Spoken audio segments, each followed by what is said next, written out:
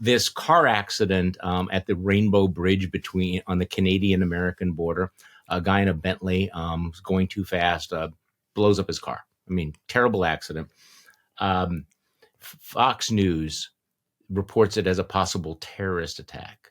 I mean, they dove deep down the rabbit hole of disinformation. And of course, all the usual suspects decided they were going to exploit it. It's I describe it as kind of a case study of this motivated reasoning and how you have a fake story that is suddenly seized on if people feel they can exploit it ideologically or politically.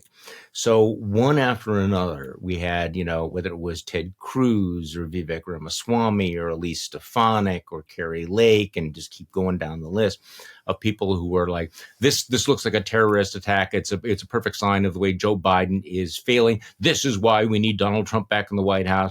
You had this a congresswoman from Florida who said this is why we need mass deportation. And it turns out, of course, that this was not a jihadi. This was not a pro-Hamas Gen Z activist. This was not an immigrant. This was not an asylum seeker. It's some guy who was coming back from a Kiss concert. Right. And yet, it was interesting watching this Pavlovian reaction of all of these politicians and these media types who thought, aha, we have something we can use. And this is the world we live in, how one incident then becomes becomes the flashpoint, even if it's not true.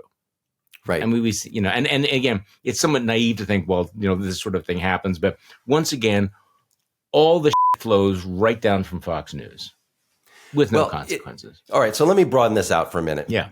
There's a general phenomenon, and I forget, it's in academic literature. I think that they talk about can believe versus must believe. Things you don't want to be true, right? Right. If you don't want it to be true, you wait. You're skeptical. You demand evidence. If you want it to be true, you go right to the conclusion, right? Boom. So yes.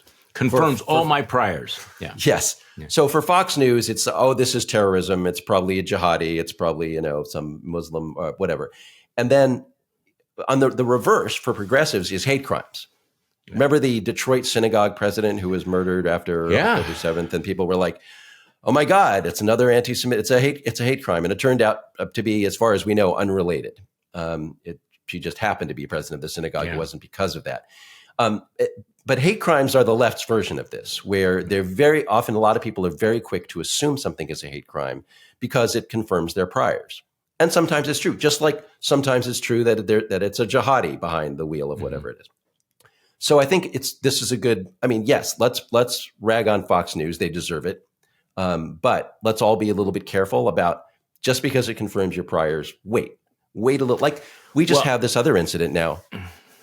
Mm-hmm. We have the three Palestinian Americans. I was wrestling with this exact question this morning, and I was going through this is funny because I was going through the same mental process that, okay, what do we know about this case? If we just wait 24 hours, it may turn out to be something completely different, except that there is this desire to fit it into your template, right? Right. And you're right. And part of the motivation, and I will say I've seen this over time, is that even when people find out that the incident they're trying to exploit is not true, they won't actually feel chagrined about it. They'll say, yes, but it revealed a deeper, higher truth.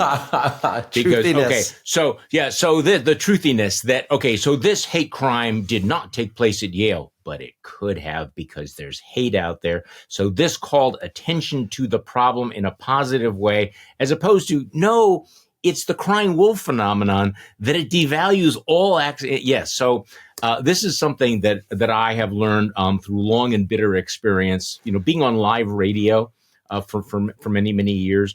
One of the things that scared me the most was the incredible pressure to immediately leap to a conclusion about something that is just playing out. And I've learned over and over and over again how many times those initial reports are misleading or just wrong. And yet the political class and the new media class, they don't give a shit. They just go with it. And this is something that social media has made so much worse, right? Because we have access to, quote, information much quicker than we used to. But the information is often, as we were just talking about in this case, partial, perhaps not indicative of what the outcome will be, right? And we pounce on it right away. And all of a sudden there's this firestorm of everyone agreeing that this was a hate crime or it was a jihadi or whatever. And like you, Charlie, I've learned from experience a couple of times recently, I just sort of held off. Like one was the beheaded babies in like there's massacre on October 7th. It was absolutely a slaughter of innocent people. There was these stories about beheaded babies. And I was like, wait, I kept not finding evidence for it. And then it turns out, I mean, what they did was horrific. They burned people. There were corpses. There were babies who died. But that particular claim seems not to have been borne out. The other one is the Detroit synagogue president. You know, I know people who belong to a congregation, people who are presidents of their synagogue. And I held off on this because I thought, this might not be related to her being Jewish. And it wasn't. So if everyone would just wait 24 hours. So here we have the case of these 3 Palestinian Americans. What we know about this case at the moment is these guys were apparently walking by the apartment building of the killer. The killer appears to have had no information about them other than that they were wearing keffiyehs and they were speaking Arabic, some English, some Arabic. Maybe it's not a hate crime, but the preliminary indications are consistent with that. But I guess they're going to interview this guy and they'll find out what they can from him.